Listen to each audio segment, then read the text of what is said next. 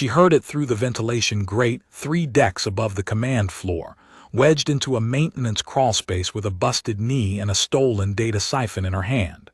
Verk's voice, low, almost amused.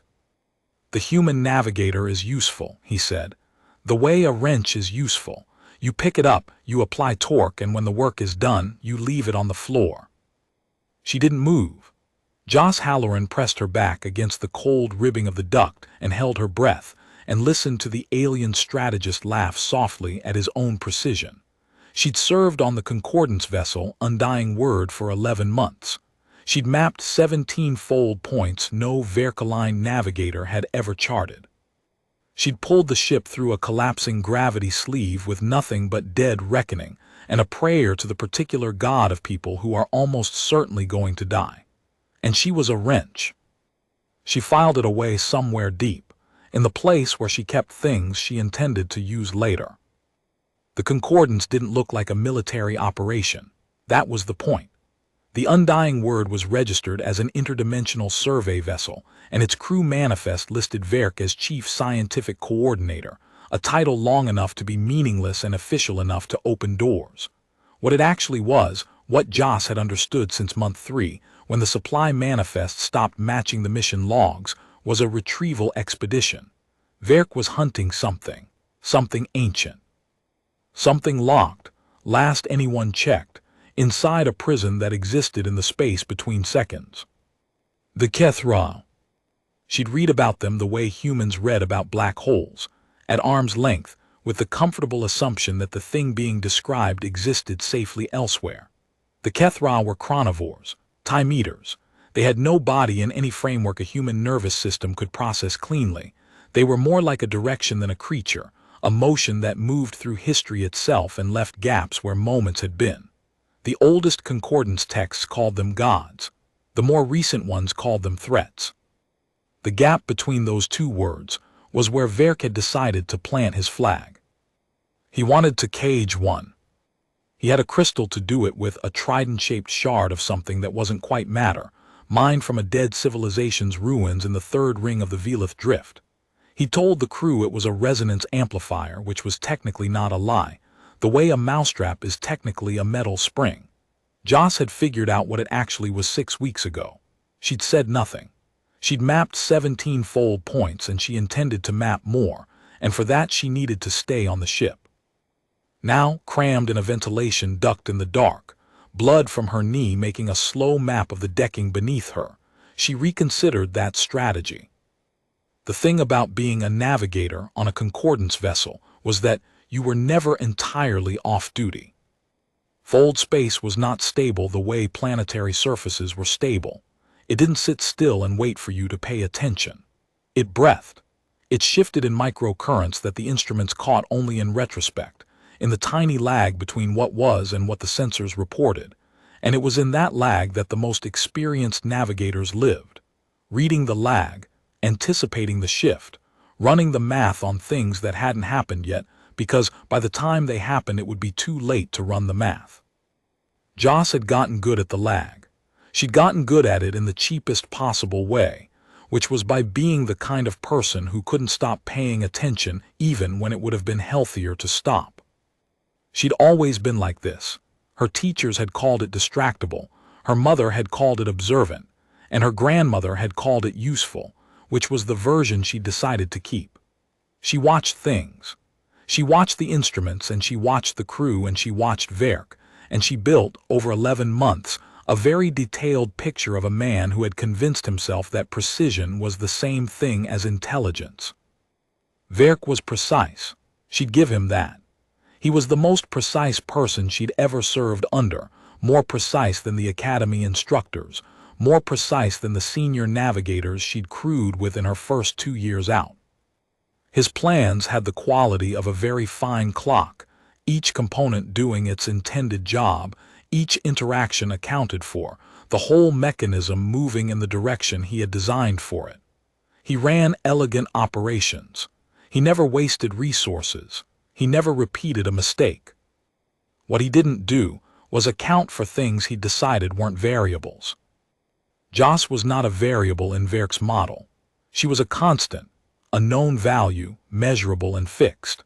She'd understood this about month 4, when she'd asked a question in a briefing that was slightly more technically specific than he'd expected, and he'd answered it perfectly and then looked at her for just a moment too long, in the way of someone recalculating something they thought they'd already calculated. She'd seen the recalculation happen. She'd seen him arrive at, not a variable, a higher grade constant than anticipated but a constant. She'd started being slightly less specific in briefings after that. There was a particular game she'd played with herself in those 11 months, a patience game, the kind her grandmother had taught her in the literal sense. Patience, the card game solo, which requires you to deal out the full hand and then work backwards from what's visible to what must be hidden. You didn't guess in patience. You deduced. You looked at what was face up and you understood from the structure of the deck what had to be face down, and then you turned cards over until you'd accounted for everything, and then you played. She'd been dealing cards about Verk since month 3. By month 8 she'd had most of them face up. By month 10 she'd had the full hand, and she'd started thinking about the abort sequence. What she hadn't had, until she'd crammed herself into the ventilation duct above the briefing room and heard what Verk said about wrenches, was the specific, cold, clarifying knowledge that she was running out of time to play. The Velith court was not what she'd expected Atlantis to look like. She'd expected grandeur that was obviously alien, spires that didn't understand gravity, surfaces that shimmered with concordance energy signatures, the kind of beauty that reminded you, subtly, of a threat. What she got instead was something quieter. The Velith homeworld's capital was built into the side of a living mountain, and the stone had been shaped over 1,100 years with a patience that humans had simply never practiced. The columns were worn smooth not by tool but by the passing of 1,000,000 hands. The courtyard smelled like rain and something floral that she couldn't name. It felt, distressingly, like somewhere a person might want to stay. Verk had brought her because he needed a navigator who could calculate the fold equations for Kethra containment, and he'd brought her in front of the Velith royal court because he'd needed a prop. She'd stood behind him in the receiving hall while he'd spoken to the Queen Commander, and she'd kept her expression neutral and her eyes moving, and she'd read the room the way her grandmother had taught her to read a kitchen. Everything tells you something, if you look at it right. The Queen Commander was named Seraphis. She was tall in the way of the Velith, which meant vertically longer than a human but lighter in the frame, with the pale silver scale markings that ran from her temples down to her collarbone and indicated, Joss had learned, high family lineage. She was not young. She was not, despite Verk's careful flattery, vain. She was something more complicated than vain. She was a ruler who had governed her people through 3 catastrophes, and now looked out at a court that was getting nervous, watching a very persuasive alien strategist stand in her great hall and promise her things she very much wanted to believe. Standing at the back of the room, Joss had watched Seraphis's hands. They rested on the arms of her throne without gripping. The Queen Commander was listening to every word Verk said, and she was deciding, and the deciding was taking longer than Verk thought it was. The Alpha King, Solith, sat to her left. He was old, genuinely old, the kind of old that lives in the bones and behind the eyes, not the kind that just registers in the face. He'd been granted some extension of life in some arrangement with the Kethra in a time before the current era, back when the Velith people had worshipped the Chronivore rather than fearing it. He didn't speak during Verk's presentation. He looked at Verk the way a geologist looks at a crack in a foundation, with no expression and with complete attention. Verk finished his pitch. He spread his hands with the gesture she'd seen him use 17 times in 11 months, the one that said, "Surely you see the elegance of this." The court murmured. Seraphis looked at her hands. Solith looked at Verk. "You will take rooms in the East Quarter," Seraphis said finally. "We will speak again in the morning." Verk accepted this with a bow and a smile, and Joss had caught, just for a moment, the flicker of calculation behind his eyes. He thought he was winning. In the east quarter that night, wedged into the ventilation duct above Verk's briefing room, she heard him tell his second that Seraphis was manageable, that the old king was a ceremonial concern, and that the human navigator was a wrench. Solith found her in the morning. She was in the courtyard, sitting on the edge of a fountain, cataloging her options with the grim arithmetic of someone who has recently discovered they are expendable. She had one stolen data siphon, 2 days of survival rations, a mechanical knowledge of the undying word that Verk's crew did not fully share, and a very clear understanding of what happened when a chronivore was forcibly extracted from interstitial time and locked inside a resonance crystal. She'd done the math. She'd been doing it since she decoded the mission logs. The math was bad. The Alpha King sat down beside her on the fountain's edge without ceremony. He was wearing plain clothes, the deep blue of the Velith lower court, nothing to mark his rank, and he carried nothing. He sat the way very old creatures sit, like the sitting is not an effort and is not a performance, like they have simply become part of wherever they happen to be. "You didn't sleep," he said.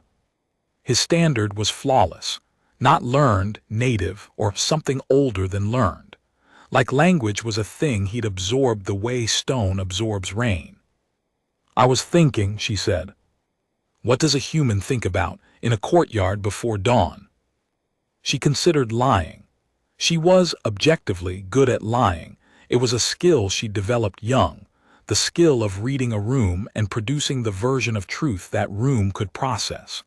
But Solith was watching her with eyes that had been watching things for a very long time, and she found she didn't want to waste it. "I was thinking about what happens to a civilization," she said, "when someone cages its god." He was quiet for a moment. The fountain made a sound like patience. "What do you know of the Kethra?" he asked. "More than Verk thinks I do." "Tell me something small, something that surprised you." She looked at the water. "That they grieve," she said. "There's documentation from the Third Ring ruins before the Velith locked them out. The chronivores, they grieve the time they eat, like they know it was somebody's." She paused. "That surprised me. It felt human, sort of, which is probably anthropocentric of me." "It is anthropocentric," Solith said, "but it is also true." He stood. He didn't move like she expected, no stiffness, no ceremony, just movement, easy and unhurried. "The Queen Commander will meet with your Verk again this morning. I would like you to be present." "I'm not invited." "I am inviting you," said the Alpha King and walked back toward the palace. She went. It was not, in retrospect, the most strategically sound decision. Verk clocked her the moment she entered the receiving hall, and his expression did something brief and controlled, and then he looked back at Seraphis and smiled, and that was worse, somehow, than anger. A man who replaces anger with a smile when you walk in is a man who has already decided you don't matter enough to be angry at. The meeting moved fast. Verk was better in the morning, more precise, more generous with his pauses, letting Seraphis's court absorb each point before he moved to the next. He walked the Queen Commander through the mathematics of Kethra containment, the way a teacher walks a promising student through a difficult theorem. He made it sound inevitable. He made the crystal sound like a gift rather than a cage. He told Seraphis that with the chronivore harnessed, the Velith people would have access to temporal mechanics no civilization in this ring of the galaxy had touched: healing, restoration, the ability to unmake catastrophe. He told her the Alpha King's longevity had only been a fragment of what the Kethra could offer under proper management. He said proper management. Joss had worked for Verk for 11 months. She knew exactly what he managed. Seraphis listened. Her hands rested on the thrown arms without gripping. Solith sat to her left and said nothing and watched. Then Seraphis turned to look at Joss. It was not an accident. The Queen Commander had known she was there. The look was deliberate, a question asked in the language of who stands. "Where and what do you think?" Joss held the eye contact for 2 seconds. Then she said, quietly, to no one in particular, The containment field has a cascade radius of approximately 40 kilometers. The room shifted, not loudly, just shifted. Verk turned his head toward her. His expression was still controlled. Navigator Halloran is not a scientist, he said pleasantly. Her role on this expedition is navigational. She's right, said Solith. He hadn't moved. His voice was perfectly level, the way a mountain is level. It is 43 to be precise. We know because we measured it when we ended our own arrangement with the Kethra 1100 years ago. The room was very quiet. The cascade, Joss continued because she was already in it, because the wrench had decided to become something else today, isn't just destructive, it's temporal. 43 kilometers of local spacetime restructuring, non-reversible, centered on the containment point. Everything in that radius, architecture, biology, memory gets rewritten. She paused. The third ring ruins are 43 kilometers of nothing. They're not ruins. There's no rubble. It's just absent, like they were edited out. Serafiz looked at Verk. Verk looked at Joss. The smile was still there. It had gotten smaller. The navigator, he said, has access to mission data that is above her clearance level. I have access to mission data that I decoded 6 weeks ago because you used the same encryption key for the resonance logs that you used for the supply manifests, Joss said. Which is honestly a lesson in not underestimating people you've decided are tools. She heard it as she said it. The echo of the ventilation duct, the low, almost amused voice. She held Verk's gaze and didn't look away. They detained her, of course. Not Serafiz, Verk's security detail. 2 of them, polite and immovable, who escorted her to a holding room in the East Quarter with a speed that made it clear Verk had planned for this contingency. He'd planned for her being troublesome. He hadn't planned on the Alpha King being in the room when it happened, but he'd improvised. And by the time the holding room door closed behind her, she'd had time to assess the situation and arrive at the conclusion that it was, on balance, worse than the ventilation duct. She sat down on the floor because the floor was solid and she needed solid things. Her knee still hurt. She pulled the data siphon from her jacket and looked at it. It contained, among other things, the complete fold equations for the undying words Kethra Containment Protocol. It also contained, and this was the part she hadn't planned on needing, the emergency abort sequence she'd encoded into the ship's navigation system herself, 3 weeks ago, the night she decoded the mission logs and understood what she was looking at and done the only thing she could think of that might, depending on how things went, be useful. She turned the siphon over in her hands. It was small. She'd made it herself from 2 broken sensor relays and a piece of wire she'd pulled from a defunct proximity alert. Her grandmother had taught her to fix things, appliances, fences, problems. Whatever's broken, you understand it first. You take it apart until you know every piece and then you put it back together different. She hummed quietly without thinking, just a tune. 3 notes her grandmother used to make while cooking, low and without melody. The sound of a person who is paying attention to something and also keeping their hands busy. She hummed it and turned the siphon over and thought about the fold equations and what happened if you inverted the resonance frequency at the containment node. And after a while she had something like a plan. Serafiz came to her. Not a guard, not a messenger. The Queen Commander herself, alone, which told Joss something important about the shape of what was happening in the palace. Serafiz moved through the holding room door with the economy of someone who has made a decision and would like the rest of the world to catch up. She sat across from Joss on the floor. It was a remarkable thing for a Queen Commander to do, and Joss noted it without comment. "My husband listened to you," Serafiz said, "in the courtyard this morning, before the meeting." Solith, yes. He doesn't often listen to people he hasn't known for at least a decade. I said something true. People tend to listen to true things if they're in the habit of looking for them. Serafiz looked at her. The silver markings at her temples caught the light. Verk told me you were the expedition's most valuable navigator. He said you had an instinct for fold space that his instruments couldn't replicate. He told you that. He also told me you were unstable, prone to paranoid ideation. That you had misinterpreted mission data through a lens of pathological anxiety. Seraphis paused. He said it with great concern for your well-being. He said I was crazy. He said it more elegantly, but yes. Joss looked at the ceiling. Then she looked back at the Queen Commander. He's going to activate the containment crystal regardless of what you decide. He's been planning this since before we arrived.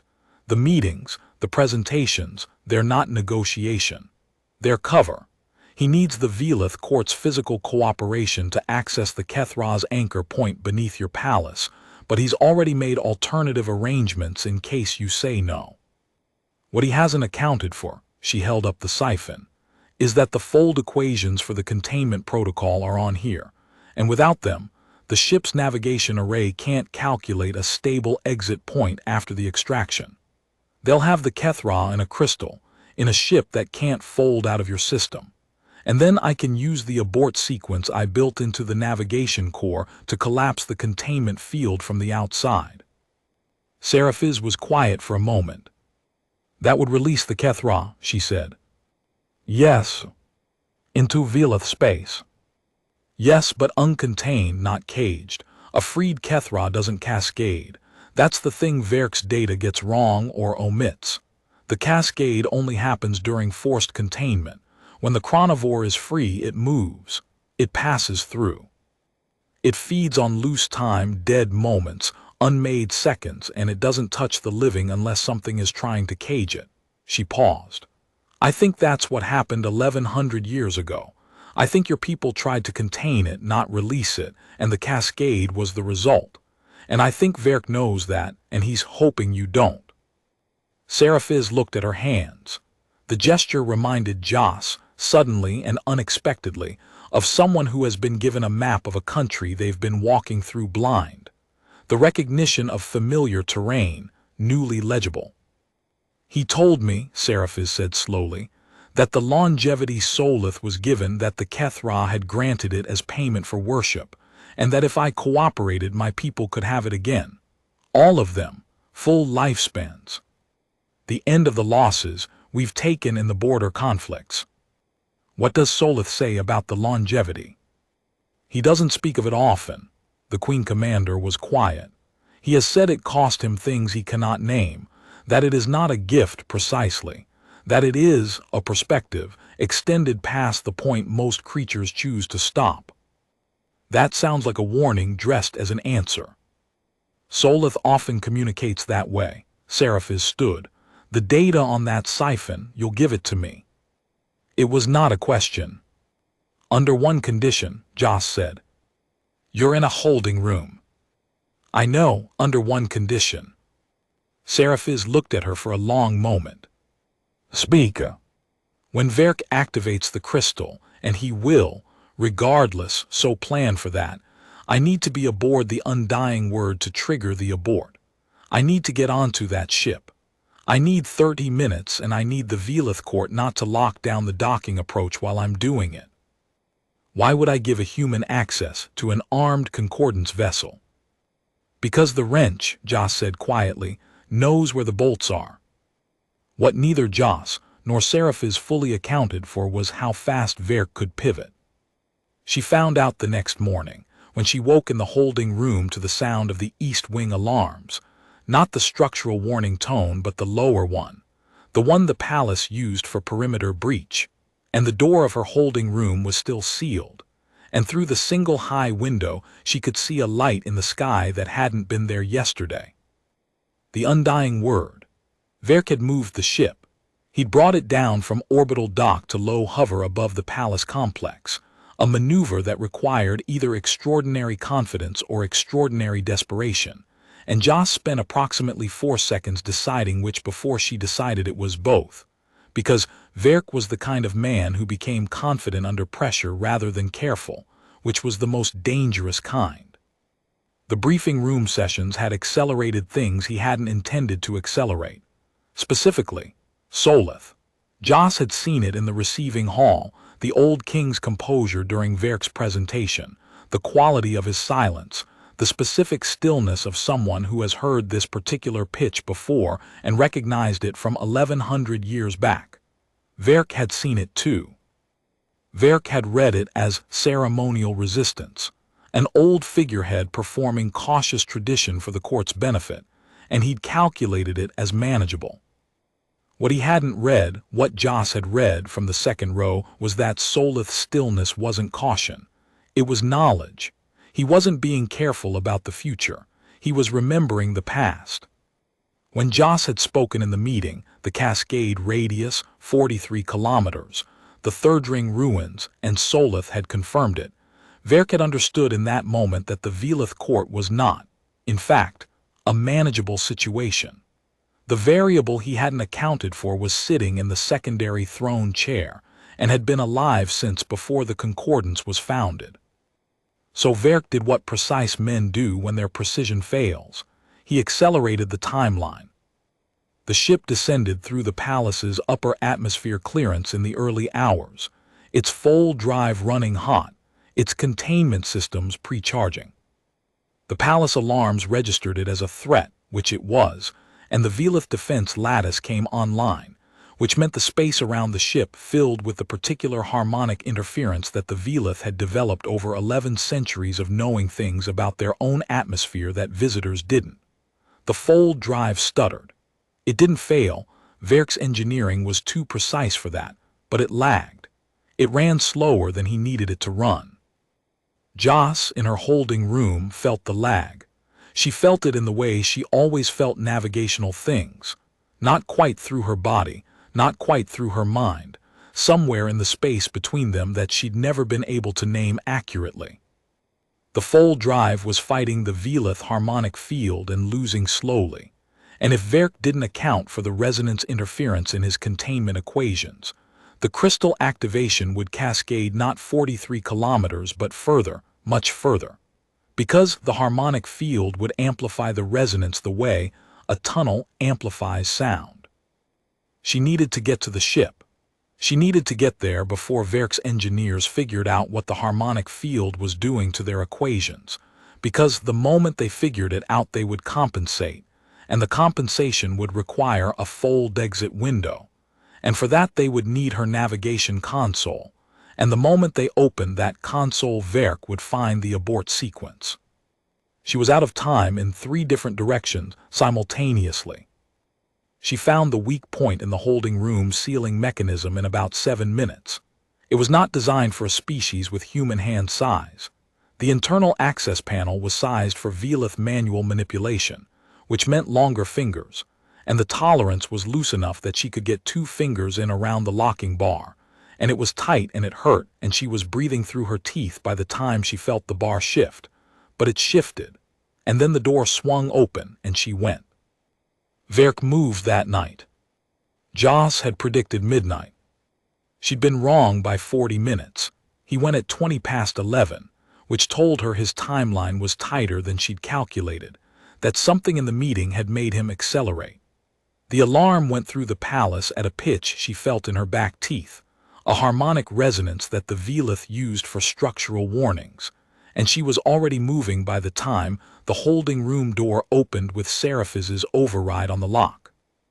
The docking port was 300 meters from the east quarter through a colonnade she'd memorized the first morning, because she was a navigator, and she memorized routes the way other people memorized faces. She ran it in 90 seconds with her busted knee screaming and the data siphon in her left hand, and her right hand trailing along the carved stone wall, because running in the dark through an alien corridor requires something to tell you where the edges are. The undying word was lit up and running hot. She could see the fold drive diagnostics through the port window, all the lights the particular amber that meant the ship was about 40 minutes from fold capable. Verk's crew was aboard. 2 security personnel were at the airlock. They saw her and moved to intercept, and she looked past them at the ship, at the amber lights, at the 40 minutes she had, and she did the math. She held up the siphon. Tell Verk his navigation array just lost fold capability, she said. He'll want to talk to me. She timed this too. Not precisely, she couldn't time Verk's ego precisely. It was the one variable she didn't have a constant for, but she'd worked with him for 11 months, and she knew how he processed problems. She knew that finding out his ship couldn't fold without her would produce in him a very specific sequence: fury, reassessment, calculation, decision.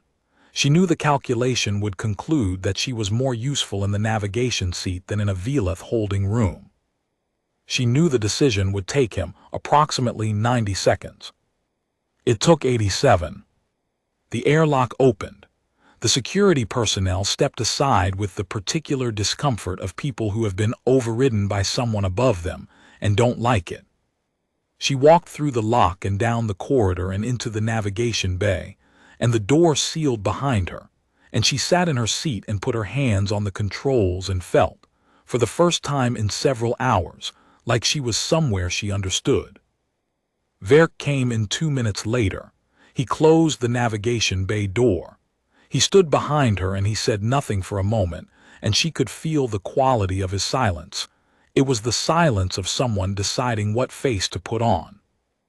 I know what you did in the palace, he said finally. I imagine you do. It doesn't change anything. The containment protocol is initiated. The crystal is active. The Kethra anchor point has been breached. Whatever you told the Queen Commander, whatever you imagine you've set in motion, he paused. None of it requires your cooperation to complete. What it does require is a fold exit calculation, and you've apparently ensured I can't do that without you. So, he came around the console and leaned on it and looked at her. The smile was entirely gone. Here we are. Here we are, she agreed. Calculate the fold. She looked at the navigation array. The amber lights. The fold drive building to capacity. Through the hull sensors she could see the anchor point beneath the palace, could see, on the seismic readout, the precise and terrible disruption of something very large waking up inside a cage it didn't fit. No, she said. A long pause. Halloran. You know what I was thinking about, she said, in the courtyard this morning. I was thinking about cascade radii. I was thinking about what 43 kilometers of restructured spacetime looks like from inside. She looked up at him. I was also thinking about my grandmother. She had a garden, terrible soil. She grew things in it anyway because she was stubborn and because she said the worse the soil, the more the plant means when it comes up. She turned back to the console. There's a weed that grows in bad soil, just a small one, looks like a daisy sort of if you squint. She showed it to me once and I thought it was the most ridiculous looking thing. A weed in a garden, barely alive, surrounded by actual plants she'd worked at for years. And she said, look at it. Look at it properly, not the way you look at things you've already decided. Look at it the way you'd look at it if it was the only thing in the world.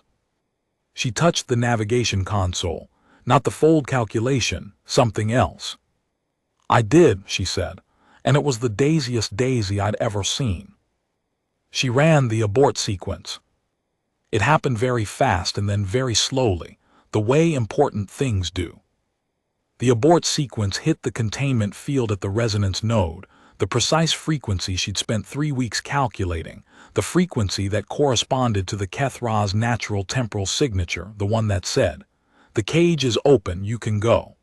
The crystal, 3 decks below the palace surface, detonated the field outward, not as cascade but as release, as opening. She felt it through the hull, not impact but absence. The ship shuddering the way a hand shudders when you stop gripping too tight. Verk grabbed the console. He was saying something. She wasn't listening. On the external sensors, the Kethra came out. She'd read the descriptions and they'd all been wrong, or rather they'd been right the way descriptions of music are right. The chronivore was a direction that moved, a motion that had mass in the way time has mass, felt rather than measured. It came out of the anchor point beneath the palace, and it came up through the stone, and it came into the night air above the Velith capital, and it was large in the way that the dark is large. Not by measurement, but by the sense of looking at something that does not understand the concept of edges. She watched it on the sensors. She'd expected destruction. Verk's data, Verk's presentation, everything she'd seen from the Concordance's research. It had all suggested a freed Kethra was chaos, was consumption, was the active erasure of everything nearby. She'd told Seraphis the cascade required containment, not release, and she'd believed it because the math supported it, but she'd been operating on math, and the math was about something she'd never actually seen. What she saw was stillness. The Kethra hovered above the palace in whatever sense a thing that existed outside of time could hover. It was eating time, she supposed, the stray loose seconds, the dead moments, the spaces between instants that no one inhabited and no one needed. It fed the way a tide feeds, taking what was already slack. And then it turned, if turning was the right word, if right words meant anything when applied to this. And she had the absolute and certain sense that it was looking at her through the hull, through the sensors, through the screens, and seeing her the way she'd looked at that daisy. Not the way you look at things you've already decided. The way you look at something like it's the only thing in the world. Verk's hand found the override panel. I'm going to reinitiate. You can't, she said. The crystal's discharged. The resonance node is collapsed. There's nothing to initiate with. A long silence. Halloran, he said, and his voice was different now. Not the voice from the ventilation duct. Not managed, not measured. Something older. Do you understand what you've done? The Kethra is free. That thing is free and it's above a populated. I understand what I've done. You've sentenced an entire civilization to. To what? She said. Look at the sensors, Verk. He looked. The Kethra was moving, not toward the city, not toward the palace. Outward, up and out, through the atmosphere, through the orbital layer, into the space between the Velith system stars, where time ran loose and unmeasured, and no one lived, and it could feed freely and harm nothing. It was leaving.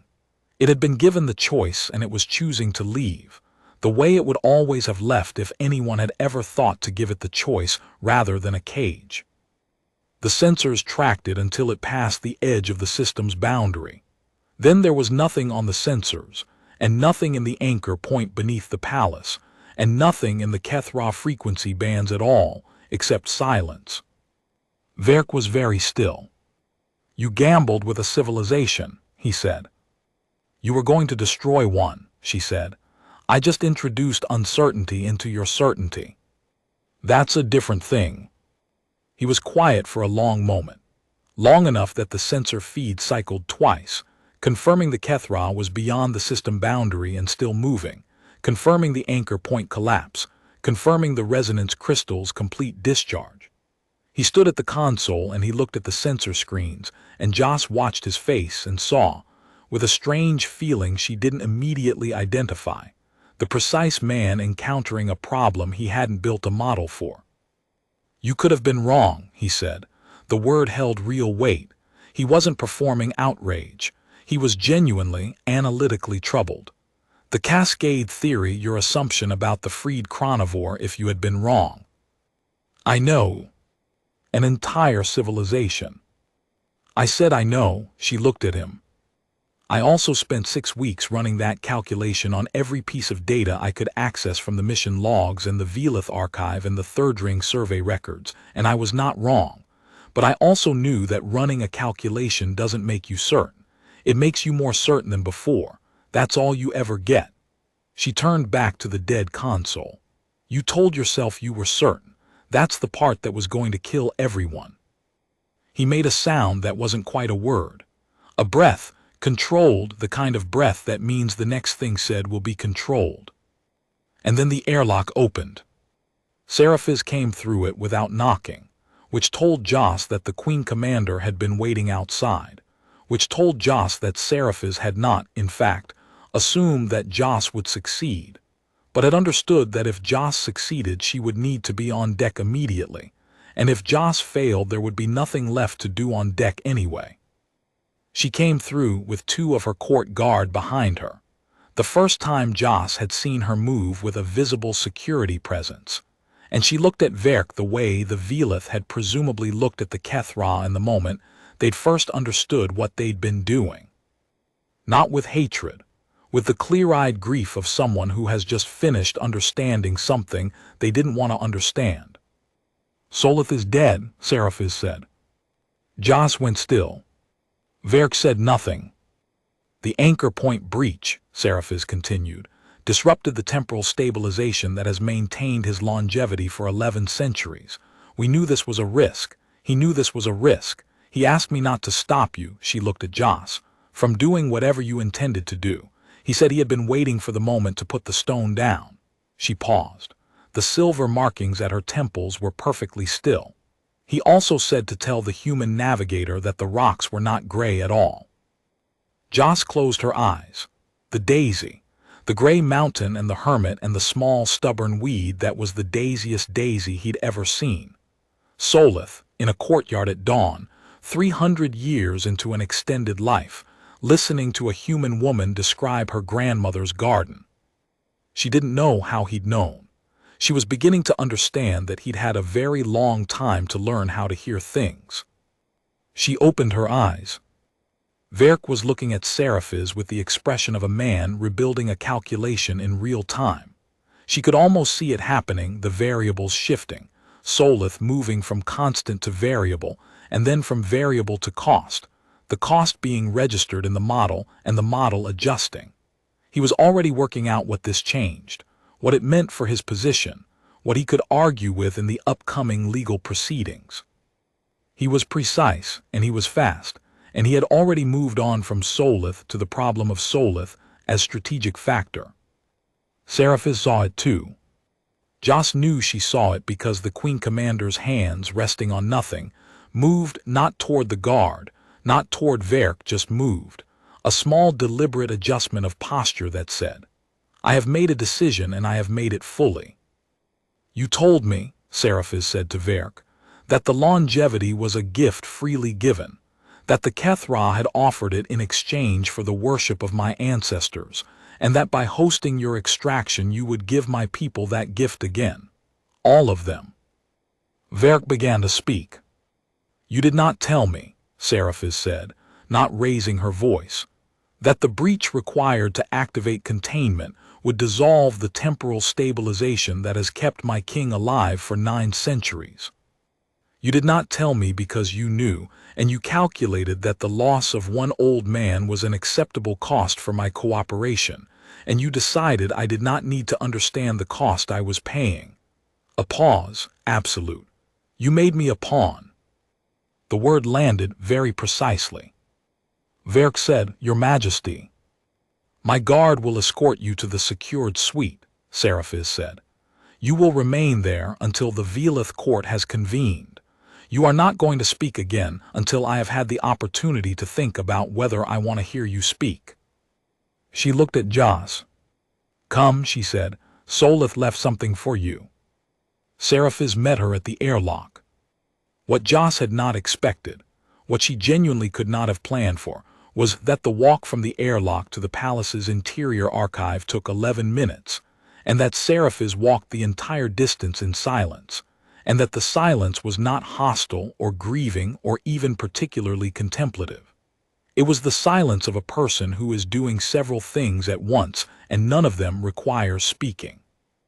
Joss had known rulers who filled silence with performance, with the particular busyness of someone who needs you to understand they are important and weighed down by responsibility. Seraphis was not performing.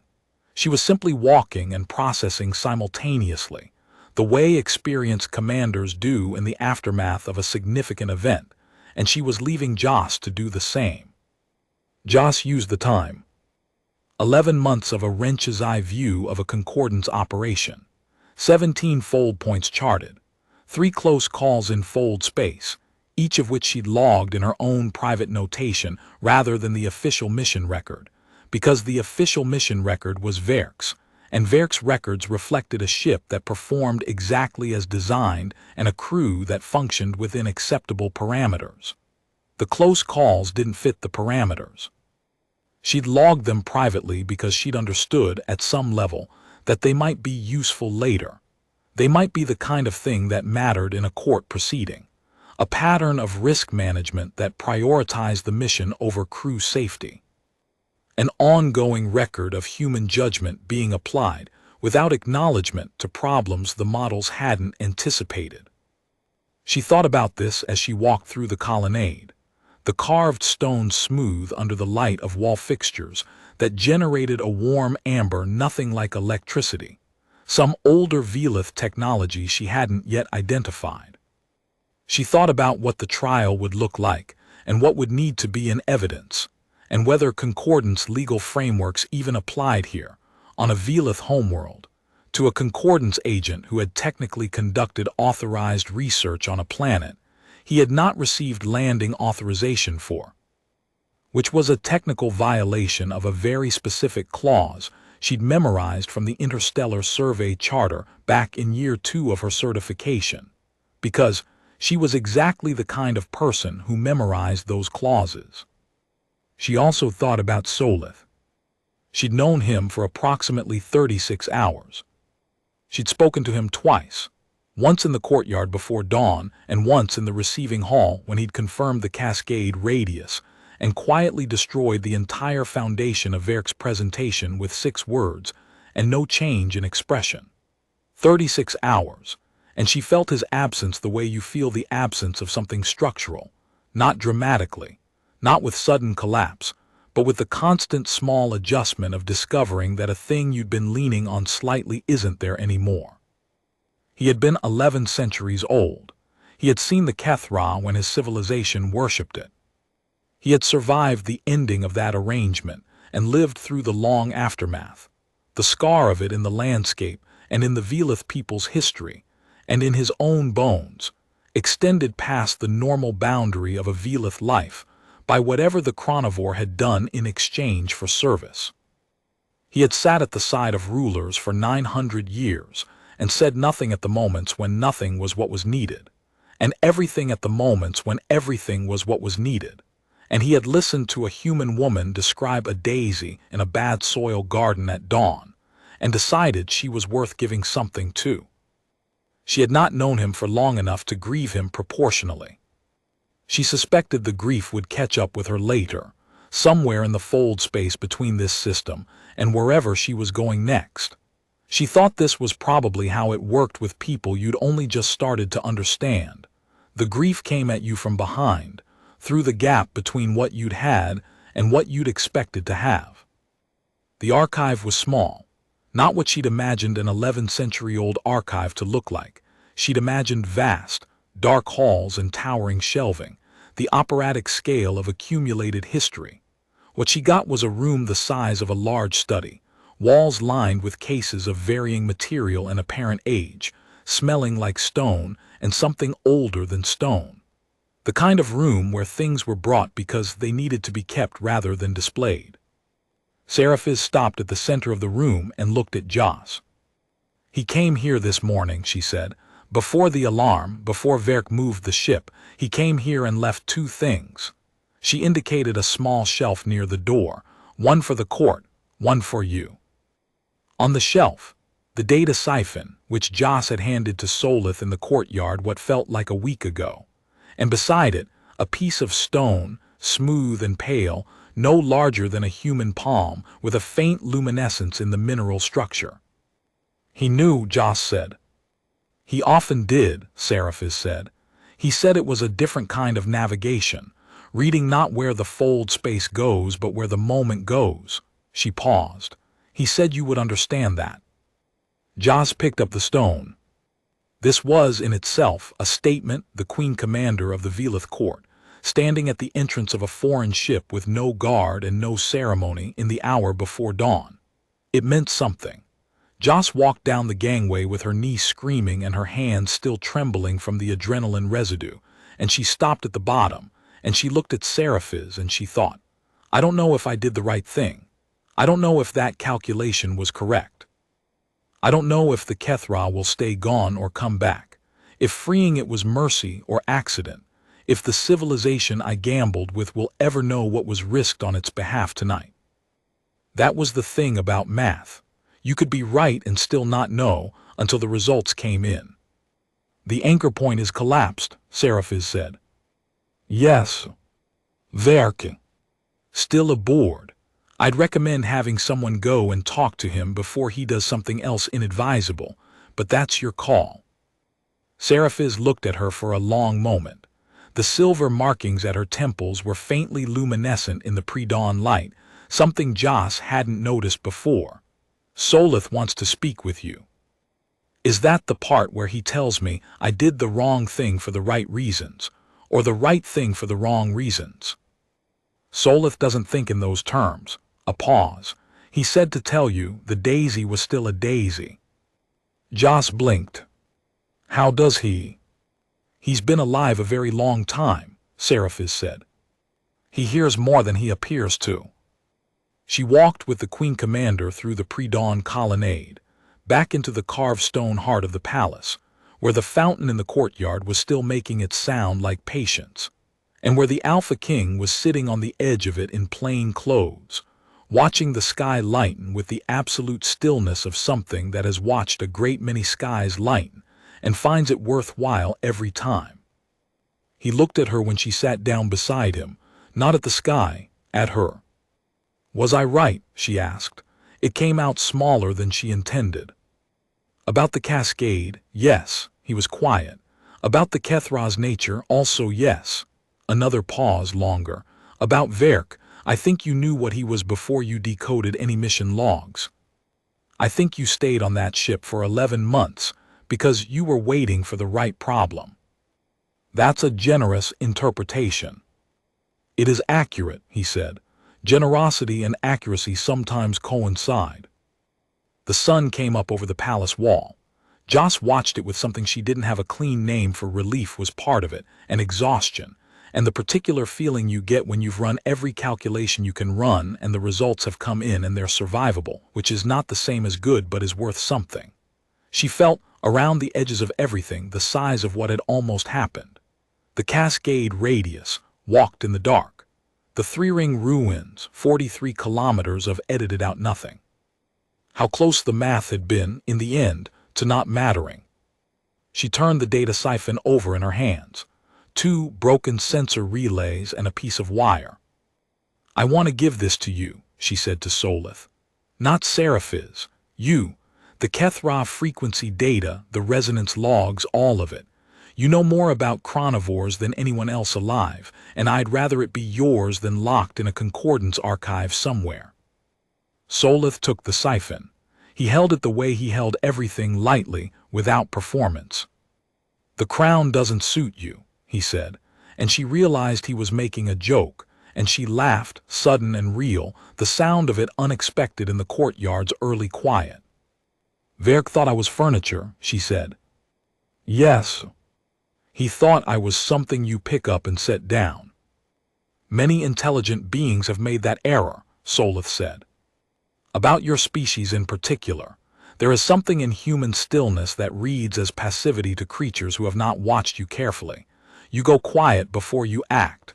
You absorb information past the point most species consider comfortable. And then, he paused, you do something with it that no one planned for, because you were the only one who had been paying full attention. She sat with that for a moment. The Kethra is free, she said. Yes. I don't know if it'll come back. No. That bothers me. That, said the Alpha King, is what it feels like to have done something real. If it didn't bother you, I would be concerned. He stood. He moved easy and unhurried into the morning light. Come.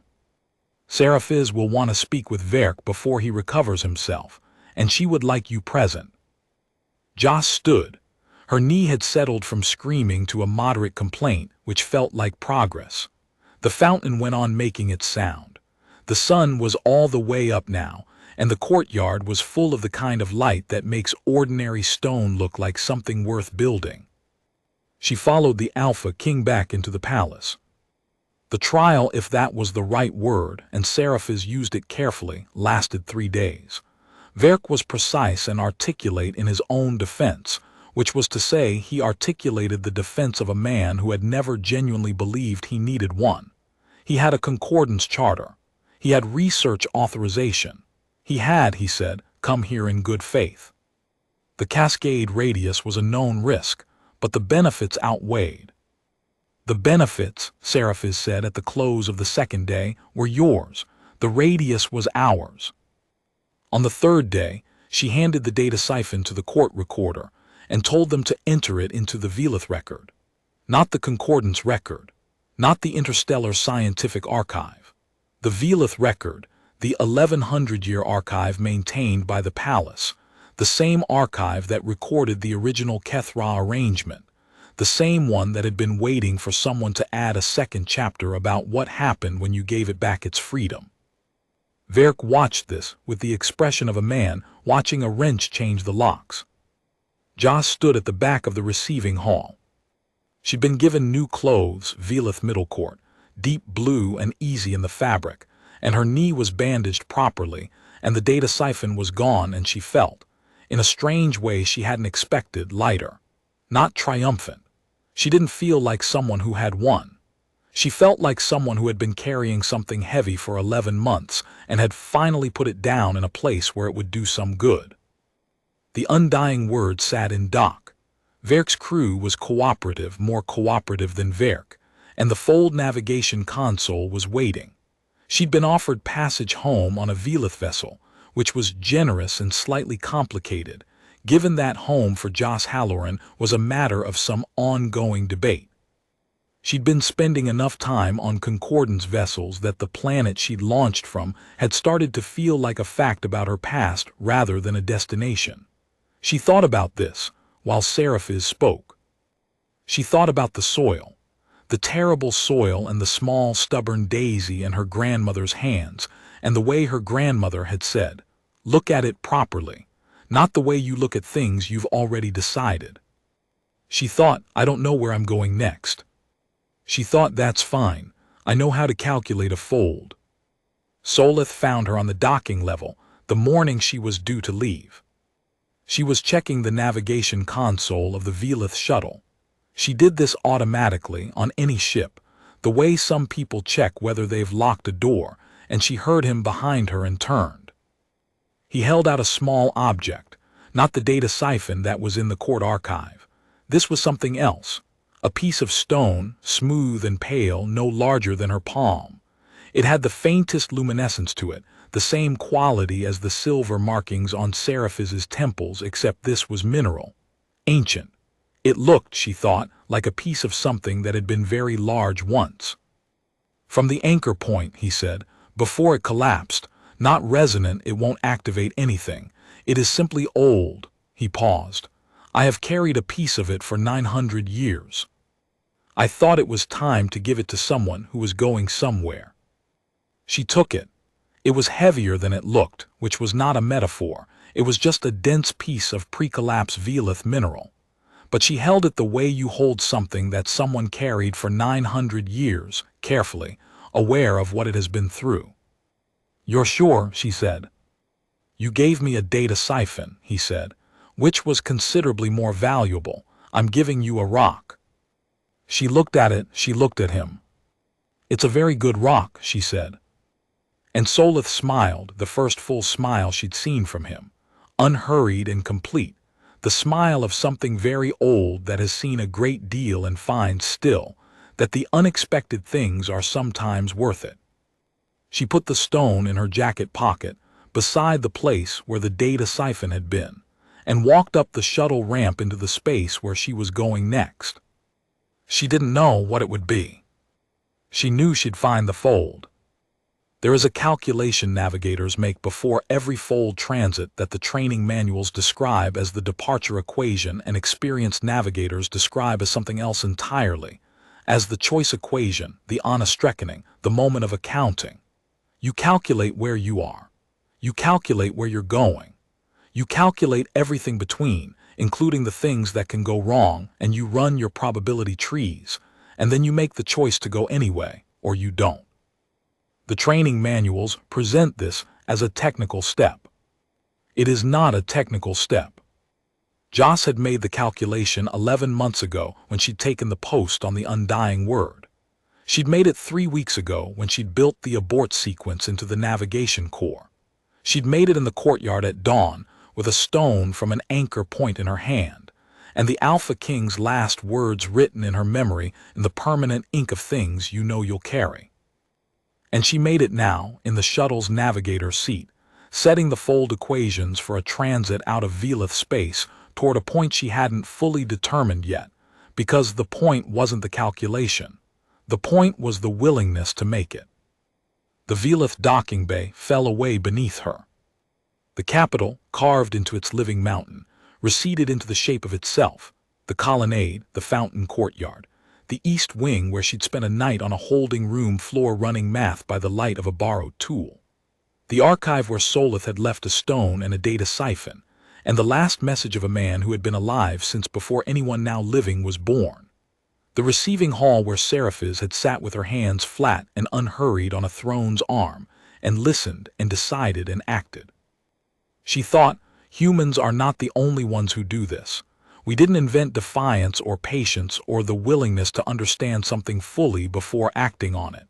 Seraphis had done it. Solith had spent 9 centuries doing it. The Kethra, and this was the thought she kept coming back to, the one that sat at the edge of everything else, the Kethra had done it. Given the choice between staying and going, between consuming and departing, it had looked at the planet beneath it and the city in its reach, and the living things going about the business of being alive, and it had chosen to leave them to it. It had made the calculation and come out the other side with something that, if you were careful about language and honest about what you were willing to call things, had to be called mercy.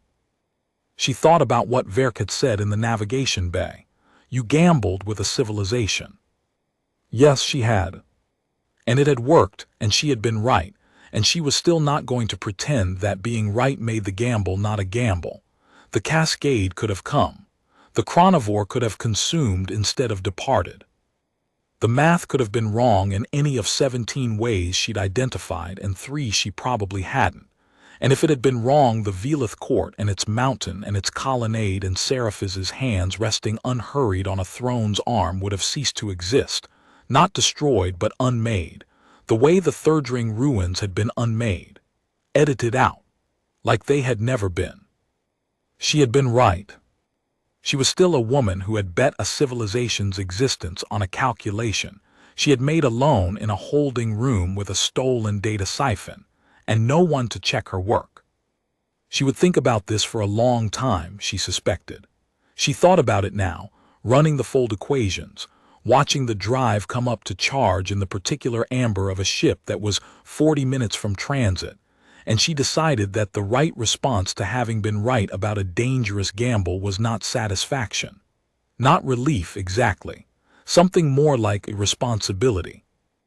The weight of having been the one holding that particular calculation in that particular moment, and the understanding that the next one might come out different, and the commitment to doing the math that carefully every time anyway, because that was what you owed to the things you were willing to put at stake. Her grandmother had said once that the most frightening thing about being a person who was good at something was not the thing you got wrong. It was the thing you got right when it mattered most, because that was the moment you understood the full weight of what your skill cost if you ever lost it.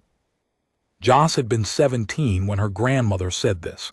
She thought she understood it. She understood it now. The fold drive came online. The departure equation resolved into something she recognized as clean, no anomalies in the probability tree, no hidden currents in the local spacetime that the instrument lag was about to reveal, just a clear path from this moment to the next one. She touched the console. She let the ship feel her hands on it the way any vessel worth sailing eventually learns the particular weight of a navigator it can trust. The Velith system fell away into light. Somewhere behind her in the dark between stars, a data siphon made of 2 broken sensor relays and a piece of wire sat in an 11th-century-old archive and began its new life as part of a civilization's permanent record. Somewhere ahead of her, Unmapped fold points waited with their particular combination of danger and invitation. The same invitation that had always been there for anyone patient enough to stand in the lag between what the instruments reported and what was actually coming. Somewhere in the space between seconds, moving through the loose, unmeasured time of the spaces where no one lived, a chronivore the size of a direction fed freely and without harm and chose, again, as it had chosen above the Velith capital, to leave the living alone. She hummed quietly 3 notes without melody. Her hands were steady on the controls. The stone in her pocket was heavier than it looked. She went to find the fold,